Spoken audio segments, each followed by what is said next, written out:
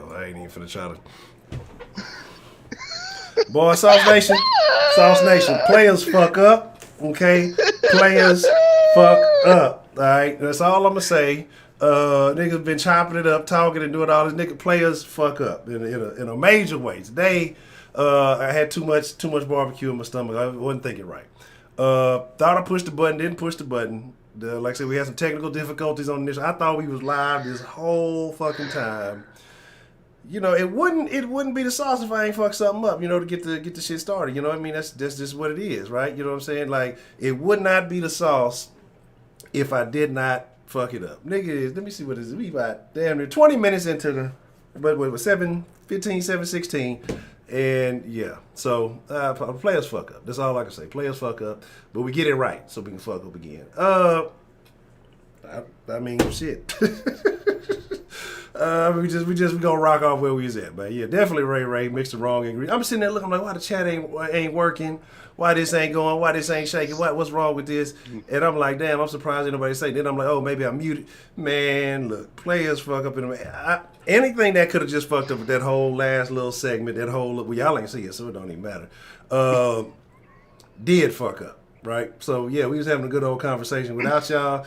You know, it be like that sometimes. So again, I apologize for that.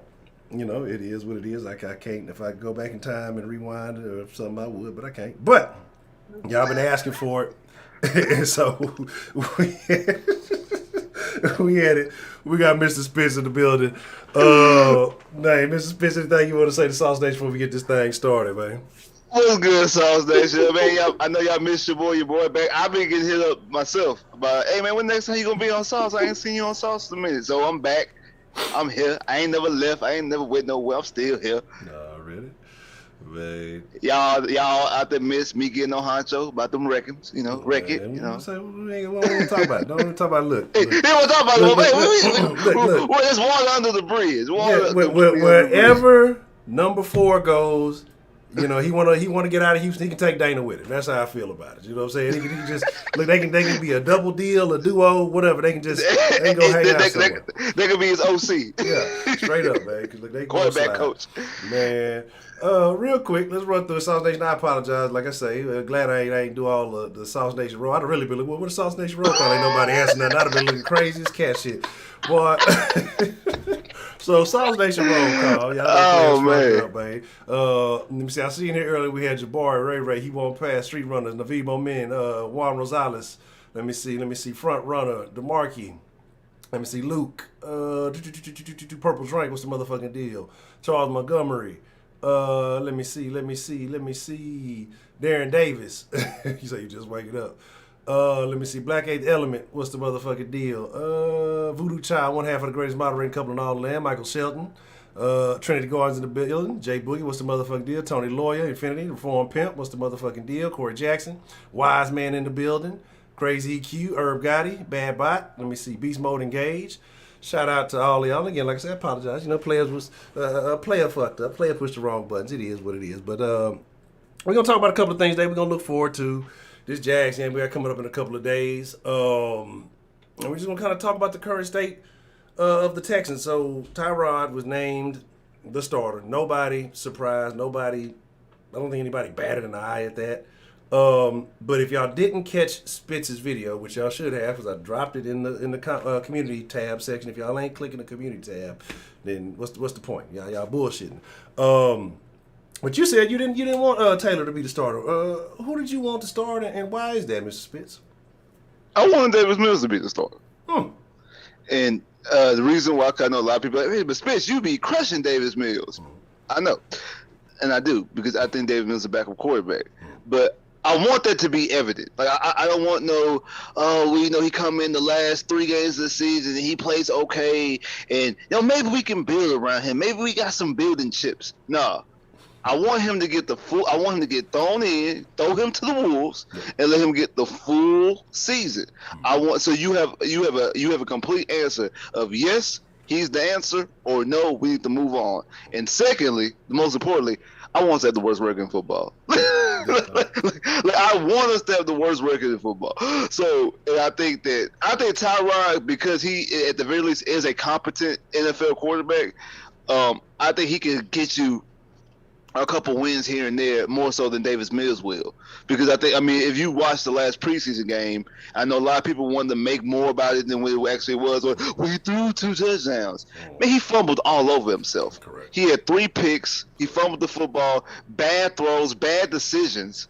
I mean, yeah, like I'll give him credit with credit too. The 2 touchdown passes was nice. Yeah. He had another throw. They threw to Nico Collins that should have been a touchdown. That was a good throw. Mm-hmm. He had another throw to, I forgot, to the other receiver. That was a decent throw. The 2-point conversion throw was a nice one. Yeah. But his throws, his good throws, are few and far between. Kind of Osweiler-esque. Yeah. That, I mean, Osweiler had good throws throughout that season, but they were few and far in between, and I feel the same way about Davis Mills. So go ahead and let him get the full season, and let him play against ones, play with ones, play against ones, and you'll get your complete answer instead of this whole guessing game. Because that's where I don't want us to get back into a corner where we believe hope in somebody who shouldn't be have hope in. Kind of like what we did with Mashab, kind of like what we did with Ryan Mallett to a certain degree.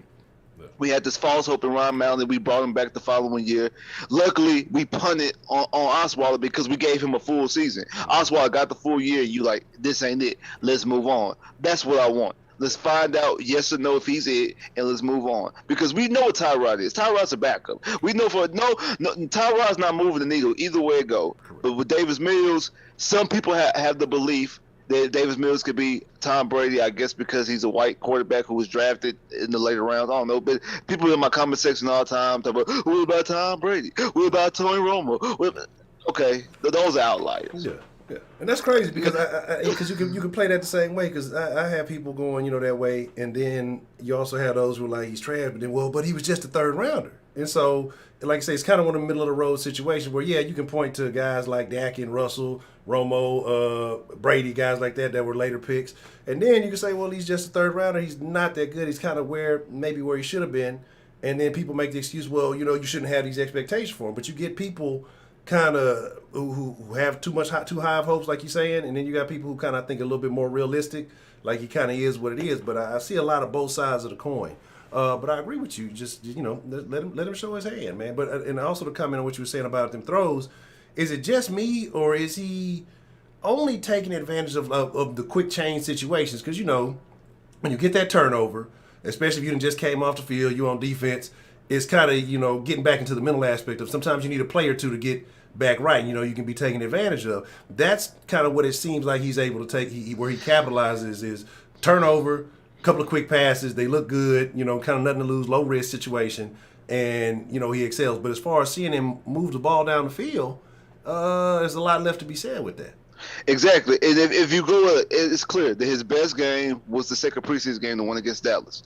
That game right there, you had, I think, your defense forced four turnovers altogether. For your defense, 5, because they had 4 picks and a fumble. Okay, so the defense forced 5 turnovers. The offense scored on all turnovers. All the points that we scored were on all the turnovers except the last one, because the last one was the last play of the game and ended the game. So that right there, offense got short fields. I know one of them was a pick 6 by Lonnie Johnson, and the rest of them, offense got short fields. The offense was able to convert and turn those into points. Other than that, without short fields, the Texans got 0 points. Not to mention they were 0 for 10 on 3rd down. Wasn't converting 3rd downs. Then you go to that, and that's his best game. That's his best game. Then you go to the worst game, the last one. Even though he had 2 touchdowns, but he had 3 interceptions and a fumble. If you look at his preseason stats all the way together, he's under 50%. His from a completion percentage, he has 4 interceptions, only 2 touchdowns, and 2 fumbles. So like he's turned the ball over 3 times more than he scored points as far as him scoring touchdowns himself. So he's not taking care of the football. They're really not, like you said, they're not moving the ball downfield, and they're not converting when they need to convert. So where do you see a good offense in this situation? And majority of that is played against backups. It's him playing against backups. So what do you think you're going to get when he's playing against a competent NFL talent? When you're playing up against the number one defense on opposing teams, what do you think you're going to see when you get there? I don't see that much. Not to mention, you want to talk about some of his throws. I mean, he doesn't use his feet well. He only uses his arm when he throws. He doesn't turn to hip. He doesn't read progressions. Like, he doesn't go through his reads. He's as soon as the first read, he throws the football. So I don't know if he can't read defenses or not. I'm not saying up and say he can or can't, but I don't see a good, competent quarterback that's going to be successful. I see a backup quarterback. I see a guy who's really a third-string quarterback. At best, I see a backup. Yeah. I agree, and that's kind of my thing. Is like, look, you want the Texans to get lucky, hit that pick that, you know, it surprises everybody or maybe comes out of nowhere. I just don't see it. And, you know, of course, the local media, they always going to hype some shit up. Oh, you know, he's looking much better. Well, shit, if you're looking the worst, anything you do aside from that's going to look better. You know what I mean? And like you say, I know you got fans who want it to happen now. Like I say, this is going into the 20th season, and there's been a lot of ride or die fans, but we've almost seen this story before. Like you mentioned several names: the Malice, the Savages, the Warriors, all these guys that have come in, we've had high hopes for and have not had the success. You know, Deshaun, I'm sorry, number 4, we're not saying that name. And again, I have to clarify that if y'all didn't see it, I have relegated him to 17 status. You know, on some Will Smith. Why you don't want me, man? Hey, you don't want us, we don't want you. But we do want the haul that we can get back. And that's where I'm at this point is, you know, how do we move on from this situation? What can we get back? What can we pair? And you mentioned this in your video. What can we pair with the Deshaun assets plus where do we end up with whatever pick we get, hopefully the number 1 overall pick. And if we can get us some good packages, is kind of what I was saying is I don't see this management of the Texans being able to do the same thing, but maybe we can get fortunate like the Rocks, maybe have one relatively down year, and then pick up some talent that lets you know, okay, now I have a foundation for the future. I'm not saying that they're going to turn around next year and just do it all and win it all, but you know you're going to see some exciting football, or you know you're going to see some talent on the field that makes it worth watching. Right now, I feel like we're in we're a transitional team, and I'm not talking about as a team as far as success. I'm talking about for players.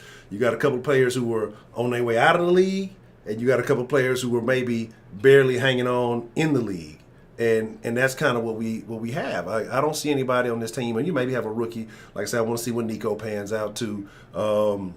What's his name? The kid, Jordan. I want to see what he pans out to.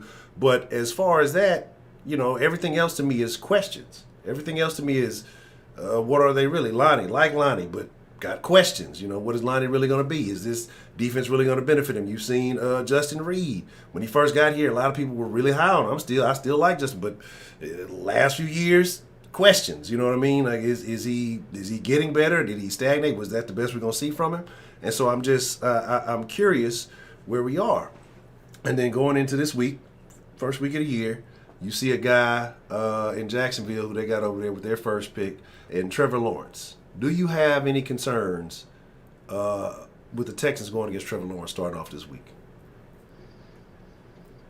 Well, I've been on record numerous times. I said that, in my opinion, I didn't think that Trevor Lawrence was going to be the best. I think when it's all said and done, Trevor Lawrence is not the best quarterback in this recent draft. I felt that going into the draft was going to be Fields, and I felt like years later we're going to look back and say that Trey Lance is the best quarterback in this draft, and also Zach Wilson has impressed me some too. So I'm not really all that high on Trevor Lawrence, but I'm not going to lie and act like he's not talented. Trevor Lawrence is tremendously talented. I just didn't think he was the best prospect. Because it's the Texans defense. So obviously, I think that he can miss the Texans. I mean, what we're talking about here. Like, obviously, he can do it on one. Your best corner not playing. Roby's not playing because he's suspended. So, like, yes, he can make plays. I'm picking the Texans to win. If you want to be honest, I think the Texans will win the game. One of the few wins I think the Texans will get. I just think they'll catch Jacksonville napping, because Jacksonville themselves, remember, they were the number 1 team for a reason. They're no one picked for a reason. So I do think that Jacksonville can get had, especially being at home. But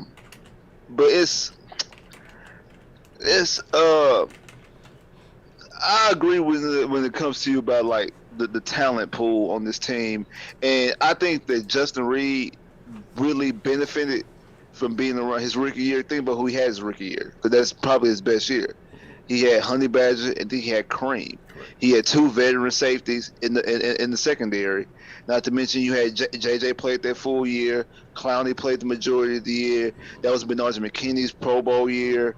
The defense around him was a much better defense. He was able to play a little bit more freely with his head down a little bit and able to go out there and make plays.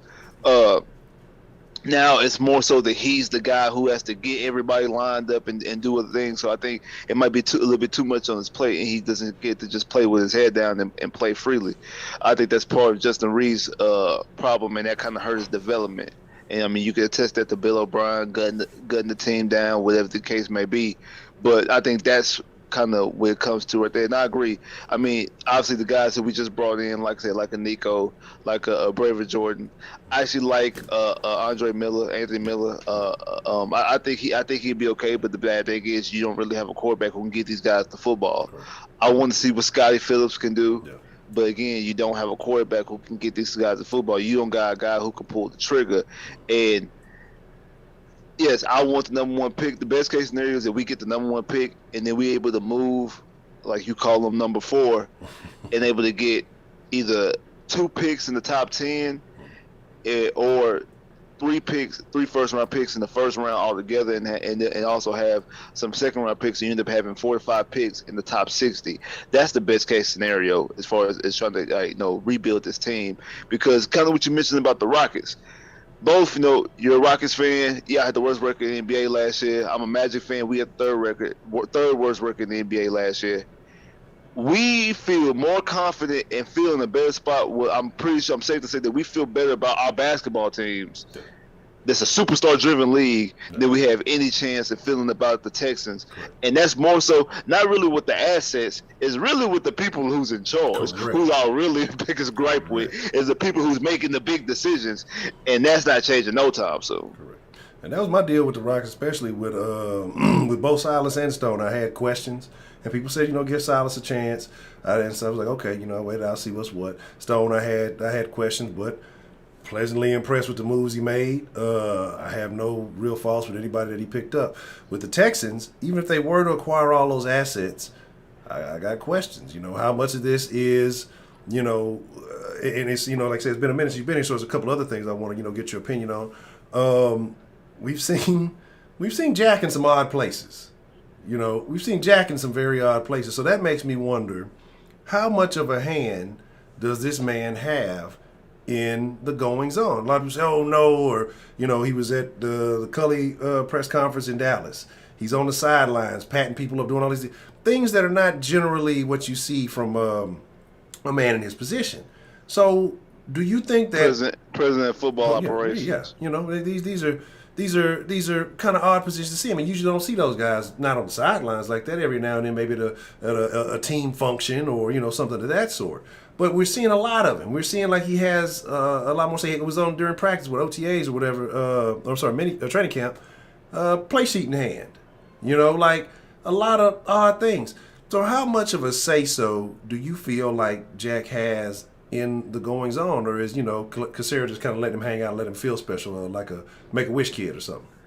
You say his hand, his feet, his leg, his elbow, his forearm, his neck. Jack is in the whole thing. Jack is the straw that's stirring the drink. Like I say, he's really the quote unquote owner of the team. This the Houston Jacks. So this house, I think he's the guy who's pulling all the strings. He's the guy who's making all the decisions. Ain't nothing getting moved. It's our NRG over there on Kirby, unless Jack Easterby says it gets moved. That's how that much influence I believe he has. Everything that's going down has Jack hands, fingerprints all over it, and I think that's really the main, that's really the destruction of the empire. To be honest with you, is Jack Easterby. Jack Easterby is crumbling it down on purpose to build it back up in his quote unquote image, and I think that he's going to be the reason why the Texans don't move. And I agree that even if we do get massive hauls, I don't know exactly what direction, if they will go into the right direction as far as getting drafted players, because we already know how this team is, what this organization is. They steer away from guys with checker passes or sketcher decisions, no matter how supremely talented they are. But they don't. But they steer away from them. But you got other teams like, from what I've heard with Oakland back in the day, if they can get somebody that was in San Quentin prison, if they can give them a release pass on Sunday, they would, just for them to play. If they drop them, they didn't care what they did on the other. Hey, as long as they can play on stuff, they got somebody to get a pass and be like, it's the longest yard type shit. Yeah. Hey, you be in jail all week. Hey, I pick you up on Sunday, let you play. Like we're not that type of organization, and we steer away from people like that. And I think it's going to be even worse with Jack pulling all the strings. And I think you've got kind of a taste for that the last 2 years, because outside of Nico, outside of Brevin Jordan, the last 2 draft classes that Jack has been part of. Now, granted, we've only had third-round picks, and we haven't had supreme picks. All their draft picks outside of those 2 have been extremely questionable.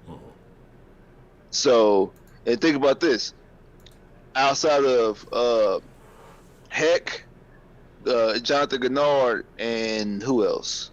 Heck, Jonathan Gennard, and what the boy name is? Blacklock. Yeah. Nobody else is from last year's draft class. I mean, they cut everybody else. And not to mention that, if you go back and look at this team, I think there's only like 3 starters on offense that's from the Bill O'Brien regime. I mean, and then and only like 5 on defense. And I think it's less than 20 guys that's been here over 2 years. Yeah. Like the turnover on this team is unfathomable. Like every NFL team, every sports team has turnovers every year. Yeah. No one's had this much turnover than the Texans organization. Yeah. That's problematic to me. Yeah, it's like a warehouse job that pay on production. This motherfucker, he's turning over. You know what I'm saying? Shit. And so yeah, this motherfucker gonna turn over quick. But you mentioned something earlier, man, about talent and guys having somebody who can get them the ball. There was a name that got cut recently that has floated about. I'm sure you've heard it. There's been whispers and murmurs and people who have had interest, and people said no. Your thoughts on Cam Newton? And let's say you're trying to actually win games as a Texans fan. Like, you're trying to win games. We know ultimately we want to think long term. We want to go ahead and get somebody young, get a new face of this franchise if that's available. But if you were trying to win this season, do you go after Cam Newton? If you're trying to win this season, yeah, Cam is definitely a better option than both Tyrod Taylor and Davis Mills. That's if you want to win. Like I think Cam could get you 9 wins. Like Cam can get you, like a Cam-led team could possibly get you 8-9 wins and get you possibly in the conversation. Especially though they added another playoff team last year. There may be a chance you can possibly get inside the playoffs. Yeah, I think Cam can get you some more wins. Now, I don't want no parts of Cam because of that. I don't want, I'm being serious. Yeah. Like I'm embracing my inner trio. Yeah. My inner trio. No, a couple years ago, Trio wanted us to go. Well, I think it was like 4-12. Yeah. So they fired Bill O'Brien. Yeah. I want us to go 1-16, if not 0-17. I just think it's just hard to go 0-17. Yeah. I want us to go 1-16 and have the first pick in the draft. I really do. I really don't want the Texans to win a game. I really seriously do. And it's especially for me to be such a diehard Texas fan. You don't understand how irritating it is to me. But that's the point where I'm at right now, because I don't want to win. Yeah. Because I don't want us to win. I don't want us to play our way out of getting certain talent. I don't think we're a good football team. I just really don't. This is the one time that I probably in the whole 20 years of watching the Texans that I sit up and like, this team is just completely bad. Yeah. I've never said that before. Yeah. I've never dog, this team. I've always said, we know what, some things might happen here and there. We might sneak into the playoffs. All that optimism is completely out the window. That ship is sailed. It is gone. Yeah. I feel but that's why I say I kind of had to push the reset button myself, because you never want to be that team. Like, you never want to be the tank team of the season. And I agree with you on the 1-16, because I also don't want to be the first team to go 0-17. Like, with the new edition of the new game, like, I don't want to be there. I don't want to be that to be the only record that the Texans really hold. The first team to go 0-17. So, yeah, embrace the take, no limit. Nah. That's super funny because I was I was fooling around with some shit on Photoshop. I was going to put up a little picture of some No Limit Cully on the No Limit tank. I was just trying to get it right. Nah. Master Cully, man. We have all the whole No Limit squad on there. So I got a question, right? And I'm sitting there thinking, I'm just looking at the entire history because, like you say, this is year 20 going into it. And if I'm not mistaken, what was it? Carolina and the Jags were the two previous teams before the Texans that were expansion teams.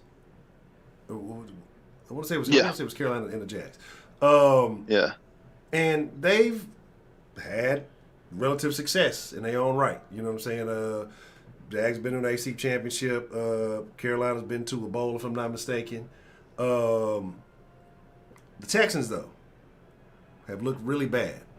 But at this point, everything that's going on with this franchise, do you think that there is anything football-wise that could happen that would make the Texans look worse than anything that's taken place in the history of this franchise? Because, with the quarterback situations, with the Letterman jackets, with, just everything that's taken place.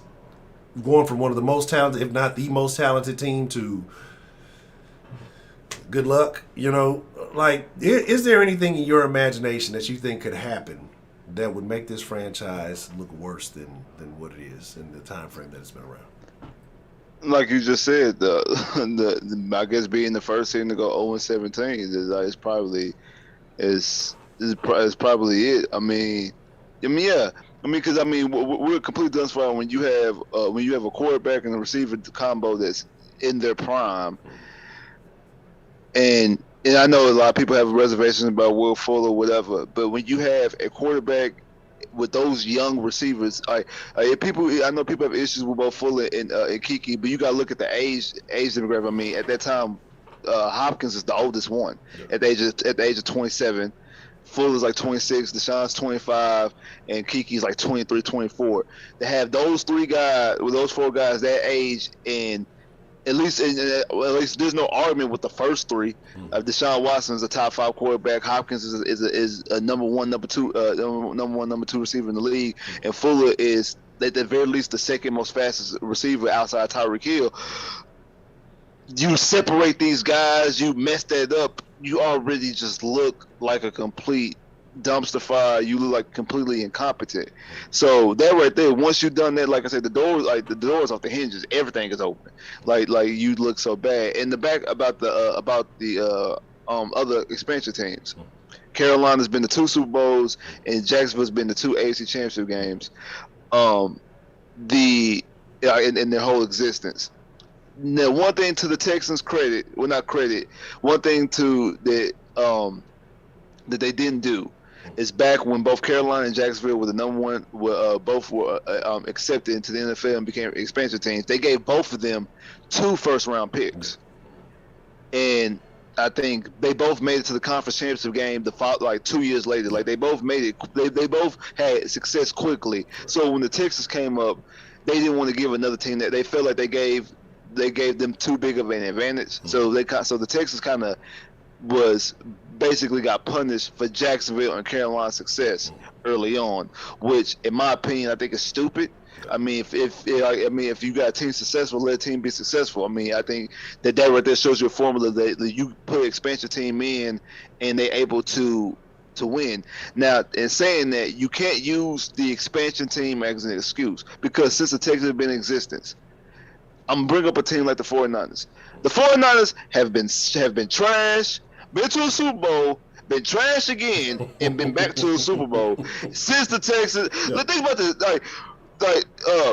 the 49ers had the number 1 pick. That's how they drafted Alex Smith. They had the number 1 pick in the draft. They drafted Alex Smith. In 2011, they made the Super Bowl and lost to the Ravens. Then they were trash again because the year we drafted Deshaun Watson, the 49ers had the 2nd pick in the draft, and they traded to Chicago that's how Chicago got Trubisky. And I think they I forgot who the 49ers picked up with the third pick in the draft, and then they just made it to the Super Bowl 2 years ago. So this team has had a top 5 pick twice and been to the Super Bowl twice since the Texans' inception. Now, the Texans have had the number 1 pick in 2002, drafted David Carr. Number 1 pick in 2006, drafted Mario Williams. Number 1 pick in 2014, drafted your twin, Jadeveon Clowney. And have yet to even make an AFC Championship game, not to mention all 3 teams in the conference since 2014 has made to an AFC Championship game. We can't use this, we're an expansion team, we're the youngest team in the NFL. We can't use that bullshit as an excuse no more. We just poorly ran. Yeah. It's just point blank. Yeah. We just poorly ran. The evidence right there shows it. We're just a bad ran organization. Yeah. Okay. Street Runner Society, appreciate the love. Say, I guess being, I guess, what is it? I ain't got my glasses on. It says, guess being the first, if you let Deshaun choose what he wants to do, that'll make us look worse, in my opinion. Your thought. The thing with Deshaun, right? The thing with Deshaun and that whole situation, and that's kind of where I'm like, and Spitz mentioned this in his video, because there's been rumors of a couple of teams or maybe a couple of opportunities, potential things that could have went, and Deshaun ends up shutting them down, right? Or saying, no, it's a no-go with this or a no-go with that. And so it makes you kind of question stuff. So it was, I believe you said Philly was one, and that's one I've heard. I think you said there was another. Was it Denver? Denver was a rumor. And so that's my thing. And I agree with you with what you said in the video. Like, if you really want out so bad, then go somewhere, anywhere. Like, get out. Like, if you have the opportunity, and these are you know, but like I said, I think Deshaun wants to have his cake and eat it too. You know, right. So I want to go somewhere, but I don't want to have to start over. That's kind of part of what comes with it. Like, you left a place where we're going to be decimated without your presence. It is what it is. Well, you're going to go have to build up this new. You don't get to go jump into something that's already ready-made for you. You got to just plug yourself in and you go into a Super Bowl. Because you're not a free agent. Yeah. And that's my thing. It's like, you dropped this book on leadership, and this is where like a lot of little things just kind of lost me. Somebody I saw retweeted earlier. I forgot who retweeted it, but shout out to whoever did.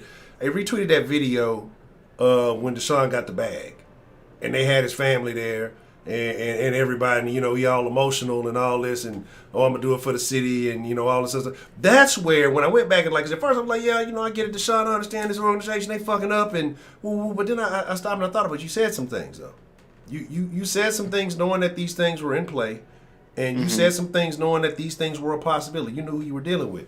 And you let he thanked Bill O'Brien and Jack. He thanked Jack in the press conference. Yeah. And so it's like, now you didn't get your way or it didn't go the way you hoped or wanted. And we talked about that too the other day. You know, when he wanted to be a part of the negotiations or whatever's going on, you go out of town, you go on vacation. You know, you go on hanging with your IG chick or whatever. And so obviously being a part of the conversation couldn't have been that important, because otherwise you'd have been here to be, you know, in on those meetings or have those conversations, whatever it may have been. So like I said, it's just a lot of stuff. And then, you know, I know how a lot of people felt when they were saying he was acting Hollywood during the little whatever Pro Bowl or whatever stuff was going on and all that.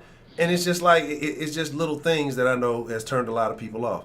But my deal is that if you're the winner you're supposed to be, it makes you look bad the 1 year you have some real adversity. The 1 year you don't have, you know, those wins aside from, you know, when you got injured. In your entire career, that you can't deal with it. That now you want out. Now you want to run away from it. Instead of figuring out what am I going to do to overcome this. Because I think if you go anywhere else, especially if it's something that already has all the pieces there, and you go plug it in, your legacy will never be the same. You know, you will never. I think it's going to take multiple to even be in that conversation again with Pat or some of these other dudes, because it's almost like the Jordan conversation or the conversation with Bron. Bron had to go somewhere else and win it. Yeah, he might have came back and did this. Kevin Durant. Durant, exactly. Like, as good as you are, you know, there's always going to be that asterisk by your name. Really? Oh, well, he couldn't do it, you know, here. He couldn't do it when he had this, that, and the third, regardless of everything that came and went, you know. So, like I said, him trying to want to have a vice grip on that, you know, it's kind of partly his fault. Like, if you really want out, you know, let go of the no trade clause, Let them will and deal. Trust me, they're going to get the best assets they can, I'm sure. And you go somewhere else and make it happen. If it's just really the organization, if you're as good as you are, you know that's what it is, then go do it. Go make it happen. That's kind of where I'm at. And it's like I know a lot of people, y'all done turned on y'all. Nah, it's not that it turned on Deshaun. Like I said, I still wish him the best of luck, all that good stuff. But if you're not fucking with the city, if you're not fucking with the squad, the Houston Texans were here before you arrived. They may or may not be here for a few years after you leave, depending on the way this motherfucker being ran. But for now, you know what I'm saying? For now, bring back the outside orders. But for now, we ride with the city, dog, and it is what it is. You know what I mean? And I feel like you turn your back on the city. You promised the fans this, that, and the third, and as soon as it didn't go your way, not even, necessarily on the field, but then off the field, it's like, oh, I didn't get what I wanted, knowing you had all this debauchery going on behind the scenes, so you done made it bad on yourself, because, if you wasn't, I'm not even going to make any off-the-wall ass jokes about it, if you wasn't doing what you was doing behind the scenes, not thinking eventually something wasn't going to happen in this day and age of the Me Too's, then this transition might have been a whole lot easier. So you the one that made it more difficult for everybody. You know what I mean? So you going to have to give up some of that leverage because you made it bad for everybody. If you wanted out, you could have been gone. I'm pretty sure you could have been gone. The teams that you may be interested that are hesitant probably wanted to see what's going to happen with the legal situation that you got yourself into. I think clearly if he didn't have the legal situation, and he was trying to make his way out, he would definitely be gone. He would have been gone before the draft. That would have been the most opportune time to go to move on. I believe the crop of quarterbacks in this past draft are kind of better than the crop of quarterbacks that are coming out. You had teams that had multiple, like the Jets, the Dolphins had multiple first round picks. You had teams with multiple assets and also other type of players and things like that. A team like the Dolphins could have gave up multiple first round picks without even touching any of their players, and you would have been in a better situation. But obviously the legal situation is putting up some more obstacles. But I put it to you like this. This is a line from one of my favorite movies. One of my favorite movies is Batman: The Dark Knight. And one of the lines from this movie says, either you die the hero or you live long enough to see yourself become the villain. And I believe that if Deshaun would have got traded back in February and March and April, even in May, he would have been still the hero. The longer this lingers on, it gets to the point that he's starting to become the villain, especially if he's Nixon trades and doesn't want to be traded here. Because you bring up what happened last year, I'll even do you one better and bring you up one further that's very, very, very, if you go back and listen to what he said, it's very contradictory. 2 years ago, 2019, when the Texans' best season with Deshaun Watson, they ended up losing to the Chiefs in the playoffs. In the middle of that season, he was talking about how I think Dabo gave him this book, and it was called The Coffee Bean. And it was about how you should be a coffee bean instead of being an egg. And the reason, the analogy is, when you put an egg in water, you put a boiled egg in water, the water changes the egg. It makes the egg a boiled egg. It changes the egg. But when you put a coffee bean in water, it changes the water around it. It makes coffee. So you shouldn't be changed by your environment. You should change your environment around you. You should be the integral piece to make your environment around you better instead of letting the environment make you sour. Now you flip that and you fast forward to 2021. If you want to be the coffee bean, because he said I would live my life because I want to be the coffee bean. Well, if Jack and them is doing all this and this is not up to your standards, shouldn't you be the coffee bean to fix the situation around you instead of letting the situation around you fix you? So that's a good one. Shout out to look, hold on, let me make sure I don't want to give false credit. Let me make sure I get a proper credit because I just seen it. I nixed it where it was at. Street Runners. Okay, I wanted to make sure it was Street Runners. And you asked, is it him or is it his camp that is doing that? I've mentioned several times that I think, and just like you said, the environment, which is the people around you.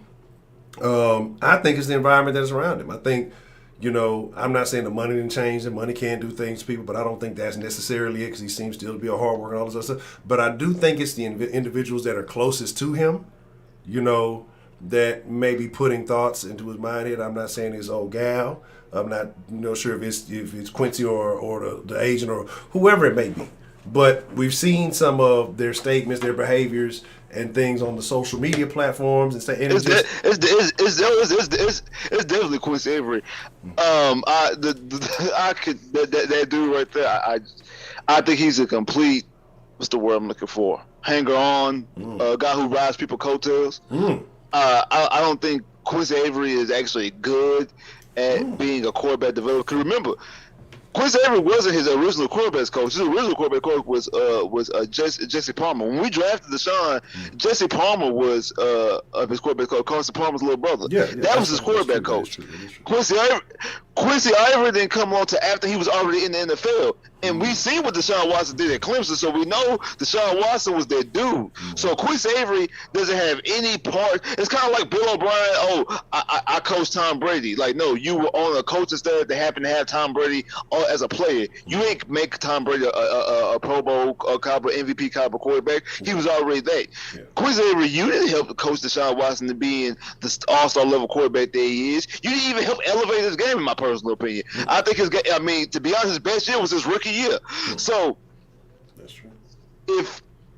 So I believe that he's nothing but a hanger on, a guy who, I'm riding Deshaun Watson's coattails, and a guy who's the most famous for out here always co-tweeting, hey, can somebody actually get traded around here? Like all the little side stuff he be saying. You sound like a gal, to be honest with you. You sound like a little girl, and I believe Deshaun Watson's career would be much better if he gets rid of Quincy Avery. That's my personal opinion. Okay. And as I say, and I don't pay too much attention. Like I said, I can't claim, but I forgot about that. And you're right. Palmer was his coach. And that you bring that back, I do remember that. And again, so do you think that there was a shift in that overall environment that was around him from once he, coming out of college, coming into the league? You started to notice some different pieces. Some, we've talked about. We could talk about the P.J. Washingtons of the world. One of those types of situations. You let sometimes these females get into you and they put certain things in here. They like a certain lifestyle. Like you said, you got a coach or a quarterback coach who may not have done the most for you, but maybe putting things in your head. Once you have these people around you, you feel like, this is my inner circle, and you starting to listen to these people, but maybe they're not putting the most ideas in your head. Maybe, they're actually not giving you what's best. Like I say, I felt like Deshaun was a pawn in this whole thing. Honestly, like I felt like his camp felt, okay, well, we got more power than the Texans. Texans are a peon of an organization, so we're going to say and do this, and if it don't happen, then we're going to force our way out of here, and ain't nothing they can do about it. But turns out, Texans went and got somebody who was like, fuck it, I'm going to drop my nuts in this situation, and we're going to play it this way. Coming from an organization I know, I say I'm tired of any kind of Patriot ties, and I still am. That applies to Cam, too. And Cam really not a Patriot, though. Yeah, I mean, I know, but he hung out there long enough, man. He slid off the bench, you know what I'm saying? So he count. But, like, my thing is just like, I feel like you kind of said, you got some hangers-on around him who are leveraging Deshaun to their benefit. And if something goes wrong with him, it doesn't hurt them. It's not impacting their career or their goals or anything in any way. It's just Deshaun gonna sit out. I'm still gonna do what I do. I'm still gonna get paid, whether I'm the agent or I'm the chick. I'm still gonna get whatever little specialties I get. Quincy Avery's still gonna look like that guy for being associated with Deshaun. Like, so yeah, do this, do that, and the third. And if it all goes awry for Deshaun, and knock on wood, even if he ends up facing real legal consequences, well, what have to do? We just move on. Oh, well, that didn't work out. On to the next one. You know what I mean? But if I got Deshaun, doing this, that, and the third, it looks good if it works out, and if it doesn't, I'm not losing. There's a low risk, high reward type situation. On the Justin Fields, Trey Lance, and any other quarterback, because I mean Quincy Avery does. Quincy Avery also does. I think he does quarterback skills with Trey Lance. I know his agent David Amugageta is Justin Fields' agent, and Jilly, she's an Instagram model, so I'm pretty sure she can get any. I mean, because she was with somebody before she was with Deshaun. She was with Murray, I think, our buddy from the Spurs. Yeah, with the Spurs. Yeah. Like so she can. So obviously, so she can get another athlete that's nothing to her. So like you said, yeah, if this work, if this only hurts and destroys Deshaun. Correct. Deshaun could benefit from the situation, or he's the only one who could really hurt from the situation. They gravy either way it goes, like you said. Cause they'll just move on to the next. Oh, that ain't work. Let's go over here to this person. Let's go over here to that person. So. Especially if they're really the ones who's pulling the string. And I'm gonna be honest with you, even though you never say you don't really know a person, but from everything I've heard from anybody that's ever had a cup of coffee with Deshaun, what I've seen this last 7-8 months is not anywhere close to the guy that was talked about for the past 4 years. Yeah, that's not the dude that gave his first check to the women in the cafeteria. Like that it's not. And here's the thing, like me, I read a lot, I study a lot about like leadership. I read and I study a lot about like psychology, people, personalities, things a lot like that. That's why usually most of my angles come from, a way somebody operates, a behavior or something like that. That's why when y'all notice when I speak on things like that, because that's kind of how I see it. I see a change. I see a shift. I don't ever follow him on social media, so I know a lot of people say he's super fly on social media and he does a lot of this, that, and the third. He's a young dude, whatever. You know what I mean? Like, I get it. You can be fly and still be, a good person. But it's little behaviors like I can see starting to happen. And then now with this legal situation, that's the type of thing that makes a person turn, okay, well, who's with me, who ain't with me? You feel like it's a me against the world situation. And unfortunately, what that does do is give those same type of people more power in your life, because now you're cutting ties with certain, this person put me in this situation, this person, and so now you're kind of cautious of who you're dealing with, and if you're not cutting off the right folks, or if you're not minimizing contact with the right people, you're giving certain people more access to you and more influence over you. And again, like everybody knows the saying, you are a product of the 5 people you hang around with the most. You the palm, the 5 fingers in the palm scenario. You know what I'm saying? And that's kind of my thing. I see it too. It's like it doesn't seem like, from everything you've heard about this dude, I mean, from way back when, and then like you said, to like, I mean, there was a lot of people. I didn't even watch the thing. There was a lot of people I remember talking about in the Discord, and prior to that, they're like, man, this nigga that went Hollywood, like we was doing the thing with Vic or whatever. Call me, I'll call you, and just saying like, that's not the dude that we've seen. That's not that guy. And again, recently after certain attachments, certain new involvements with people and other things like that. So I do wonder. I'm not gonna lie. When I watched, because I actually watched the whole Pro Bowl thing, I was shocked what I was seeing. I'm not gonna lie. I was shocked what I was seeing, because it didn't strike me as the guy, like I said, that I've seen for the past couple of years.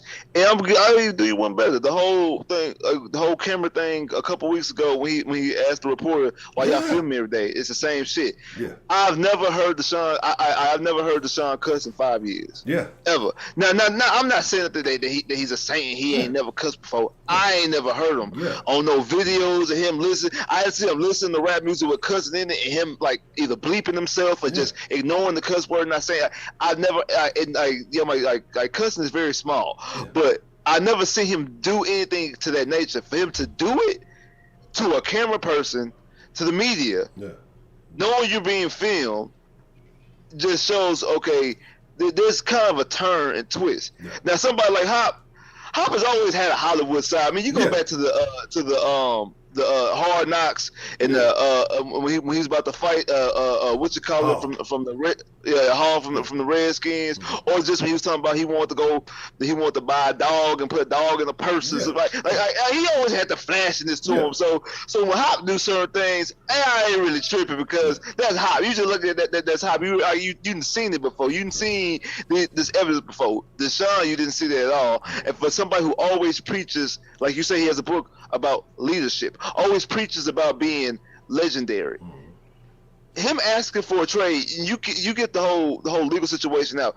Him asking for a trade and threatening to sit down and talking about, I'm doing this and I'm not going to do this, I'll never play for this team again. Doesn't that put a question in his leadership skills? Yeah, it does. Like it does. And Cody Moore said, how long do you think we hold on to Cully for? I say 2 years.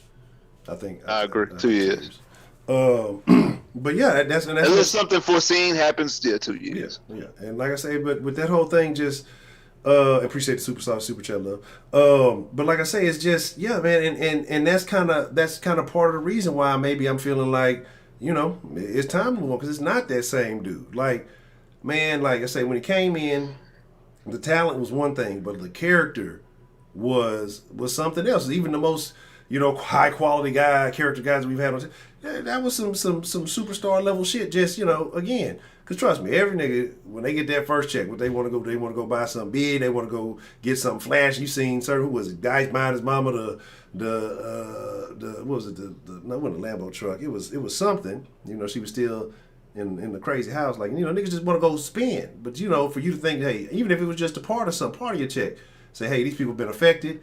I donated a little something. Or whatever. You get your first check to the cafeteria ladies. That to me, like I'd never see it. You know what I mean? But that just shows where his mind was at. Now, and the bag is coming. Those things are coming eventually. So, I can see it. But still, even with those people who know they're going to be in the league for a while and have that kind of bread, like, that was just some next level shit to me. And then now, like, I'm on the same page with you. When he cussed at the camera, and this coming from a nigga who cuss all day, every day, it caught your attention.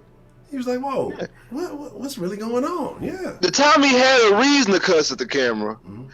When the damn superintendent from one of the schools said this is when you can't trust a black quarterback, that's the time he could have cussed at the camera. Yeah. Or when you stick a microphone in front of your face after you blow a 24-0 point lead, no emotions come. Like those are times where natural emotions come out that you really can't control. You like, okay, they said that at the heat of the moment. And he's always been calm and cool, always knew what to say, how to say it. Deshaun's nenever said anything that you question like, even the time when somebody was asking him, well, if you know the coverages, why you throw the ball wrong? He asked him, he said, do you know what coverage win? No. And he said, no. And he said, no, I mean, like, do you know, like, he didn't snap at him all crazy. He broke it down to him in a way, in a respectful way, but also a way you understand how he missed the throws, what though he should have been making. So he's always know what to say and how to say. He's even his little rant last year at the end of the season when he's saying things need to change. Yeah. He always knows how to place things. Yeah. So for him to come out and snap in front of the camera in frustration seemed odd to me. Yeah. It seemed out of character or a new character of Deshaun Watson. Yeah. Do you think it's eating at him? Because Deshaun is a competitor. We know that. We know he has a competitive nature about him. Do you think that it's eating at him that he won't be able, or it might be a while before he's able to compete or get to play in the NFL, or the potential possibility that he might not ever play, which I think is slimmer than whatever, because we've seen lots of things happen. But do you think that it's eating at him that he won't be able to get to compete this year? Absolutely. He said me when I be in practice watching my son play, and I be want to get out there. Like, when you an athlete, you a natural competitor. Like it's just in you. It's like especially when you see other people around you doing it, like you want to be involved. Yeah, so for him to only be doing little hand warm ups or whatever it is he was doing, playing pancakes with the with Kemah Fairbairn, whatever he was doing back there, like I'm pretty sure it does eat at him. But at the end of the day, you have nobody to blame but yourself, because I'm pretty sure if he would walk inside David Culley and Nick Caserio office and be like, hey, I want to play. No. Get me out there. I don't want this trade. Let's go out there. Let's to use a random term, let's rock and roll. And let's get let's get it cracking. I'm pretty sure, especially what I've seen and what they've seen for the preseason, and I'm pretty sure they've seen a whole bunch of it in practice. That number 4 gonna definitely give you the best chance to win. Yeah. So put him out there. So, but he has nobody to blame but himself. And I agree. I think it's the people around him, because he is a natural competitor, just telling him to sit his ass out. Because Deshaun doesn't want to sit out. Think about this. This man had a punctured lung. Yeah. And rode a bus. Yes. Because he couldn't get on a plane. Yes. To go play football. He had a dislocated eye, flew across the country in London to play.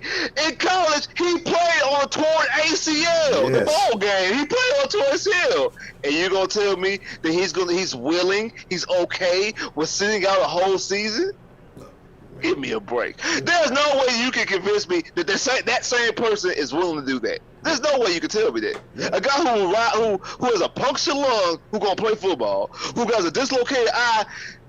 He thought his eye. He said that the reason why he touched the ground, he thought his eye fell out the socket. You think that your eye fell out of your head? That's the reason why you're doing this.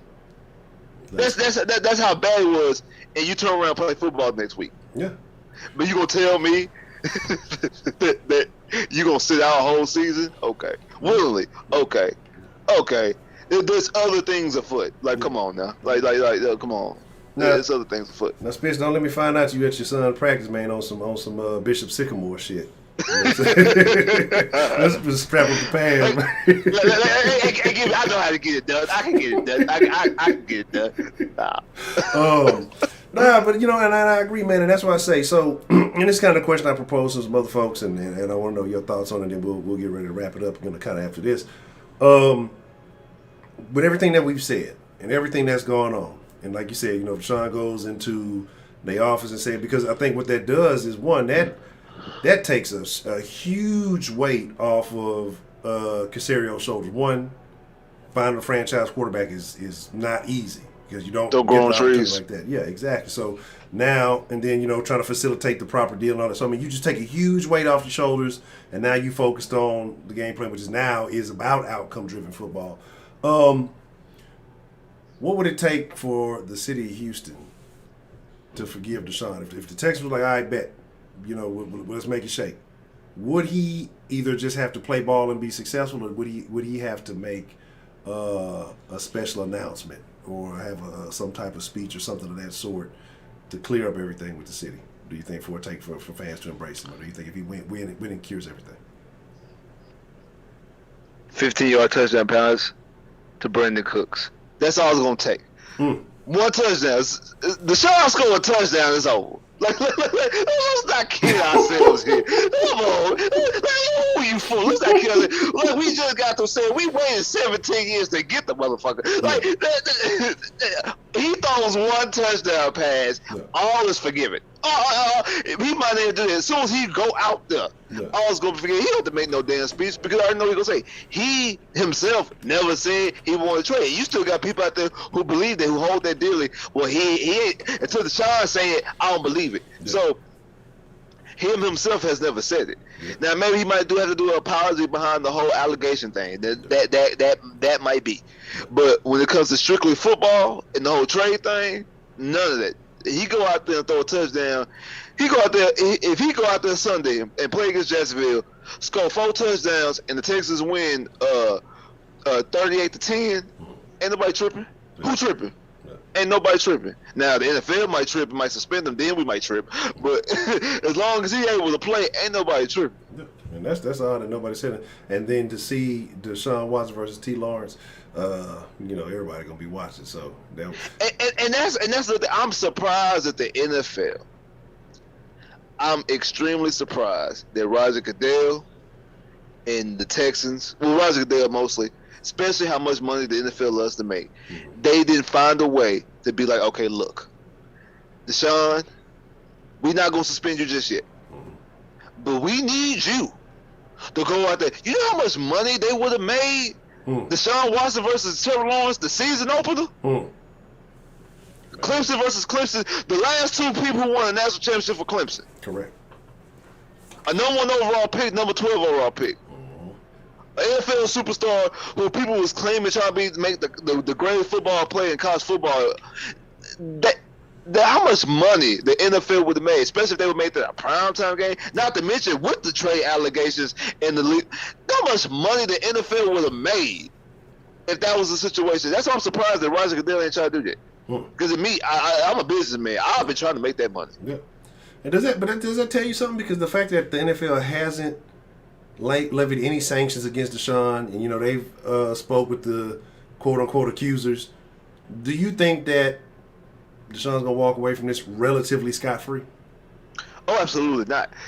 I believe the opposite. I believe the reason why Deshaun hasn't been suspended is because he hasn't been traded and he's asking for a trade. I don't think that Roger Goodell wants to do him any favors. I think that they don't want to do a full suspension just yet because they want to know all the facts. So they don't want to give him a 6-game suspension when after all the numbers come out, he really deserves a 10-game suspension. They don't want to do nothing like that. They don't want to back themselves because after he gets suspended, you can't go back and resuspend him again. He's already served his suspension. You don't want to do that.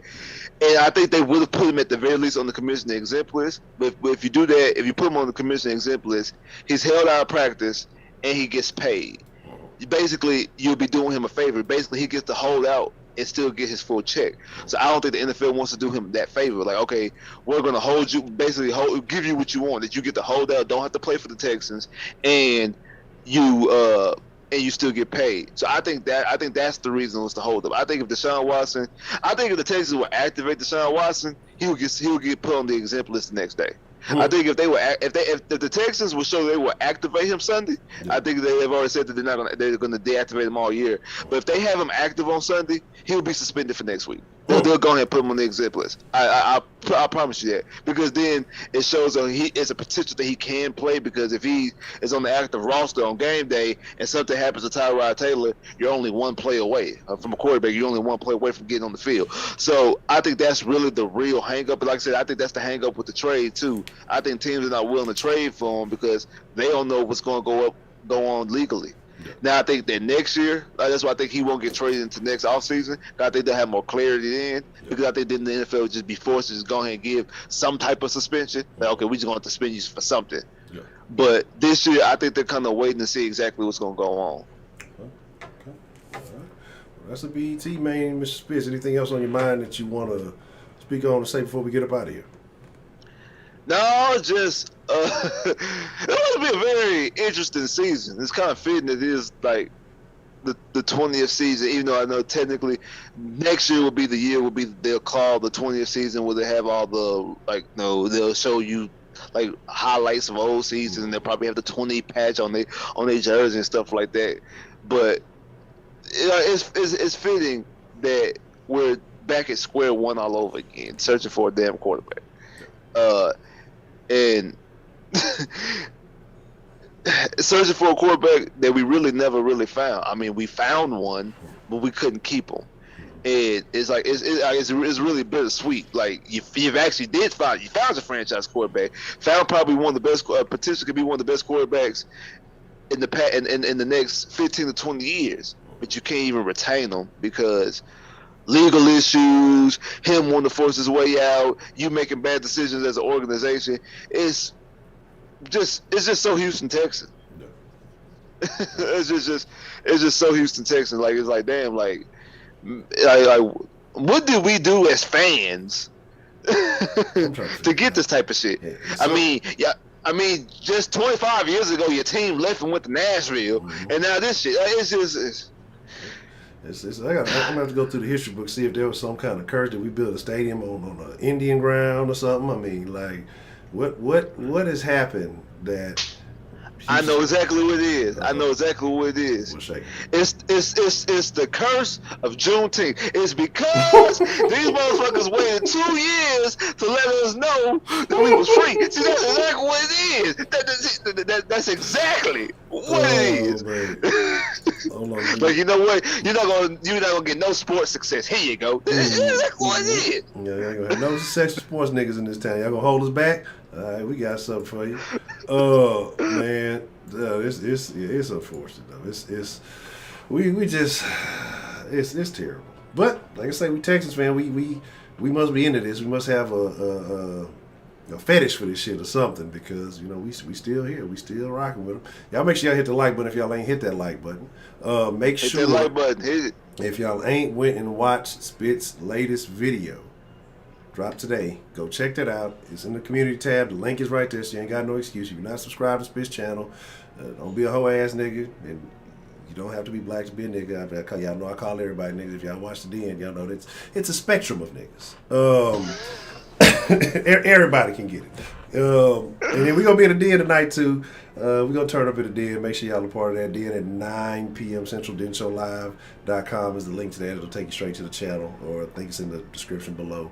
And shout out to all y'all who've been coming fuck with the den. It's been very entertaining. And shout out to Mr. Spitz, man. I appreciate you. It's always good to see you. Anytime that you good to go, we always want to hear from you in the sauce, man. So. All right, man. Oh, and also, why was you knocking at the people at the Pittsburgh game 2 weeks ago? No, see, that wasn't me, man. See, like I say, that's what I told people. He is nicer than me, because it would have been, not only would them two have been cleared out, old buddy over there trying to come calm shit down. Y'all wasn't trying to calm shit down when she was off the chain.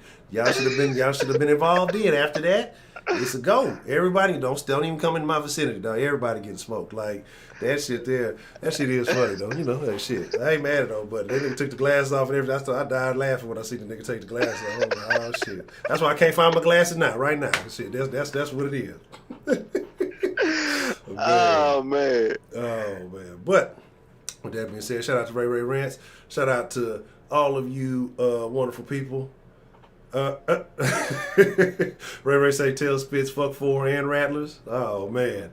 Yeah, I said tank the season. I don't want to be the tank team. Like I want to at least look like we actively trying to win. We just not good. I don't. Man, Ray already know the deal, man. It's perfect for the Texas draft Spencer Rattler. They're gonna call them the Texas Rattlers. Oh, the Texas Rattlesnake.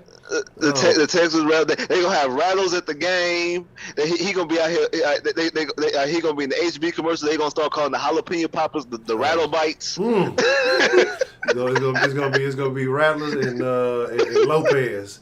They're gonna be in the new HEB commercials. Exactly. Lopez gonna be doing the salsa chop, the salsa dance.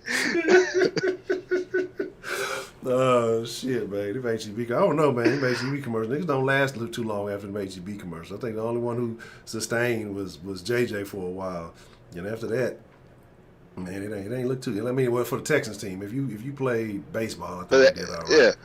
But, because y'all about to lose Correa. Yeah, that's. Only person left is Alve. Yeah, Altuve. Yeah, y'all lost Springer. Y'all about to lose Correa because I think he already said he's not coming back. Yeah, that's some whole ass shit. You could have kept that. It really is some whole ass shit. That's really some whole ass. How you gonna say in the middle of the season, I'm not coming back? What the fuck? That's what I'm saying. Like some shit like that. Like. Anyway, it is what it is. Some people built differently. I mean, it is what it is. But with that being said, man, Sauce Nation, y'all know how we rocking. We fucks with y'all. We appreciate y'all. We finna sign out, so that means y'all be cool like y'all be cool. If you ain't hit that like button, if you ain't hit that subscribe button, live every night, 7 p.m. Monday through Friday. Pre-game show, an hour before the game. Post-game show immediately after the game. We're gonna have the Sauceline cracking. Y'all stay saucy, man. Wreck 'em! This nigga here. I can't say nothing about it. But we out, man.